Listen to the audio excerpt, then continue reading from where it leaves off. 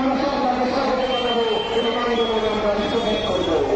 আর যদি সরকার আমাদের সাথে না বসে আমাদের বিরুদ্ধে সাম্প্রদায়িক শক্তি যুক্ত নেয়, আমাদের বিরুদ্ধে যদি সাম্প্রদায়িকতা করে আগামীতে পেয়েছিলাম সারা বিশ্বের আন্দোলন ঘুরিয়ে দেওয়া হবে।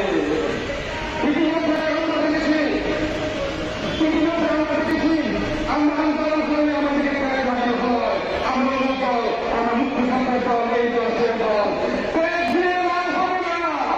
এই সরকারকে বলছি আমাদেরকে ভয় বসে রাখতে পারবে না। সমস্ত আমরা পুলিশ বাহিনী করতে হবে, আমরা করতে হবে, হাজার হাজার লক্ষ আবার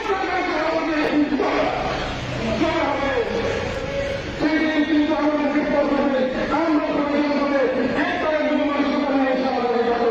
কিন্তু আমরা আগে বলেছি, এখনো বলেছি, আমরা রাস্তায় থাকতে চাই না, আমাদের ছাত্ররা পড়াশোনা করতে চায়, আমাদের যুবকরা চাকরি করতে চায়, কিন্তু আপনার যদি ভাগ্য করে রাস্তাতে নামবে না।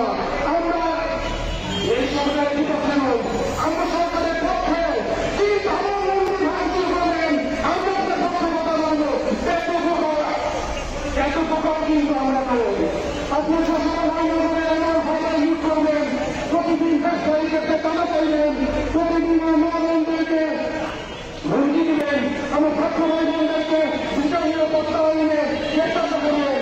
আমরা ভাবে বসে থাকবো, এত প্রকার সংখ্যালঘু নেতাদের কেউ না।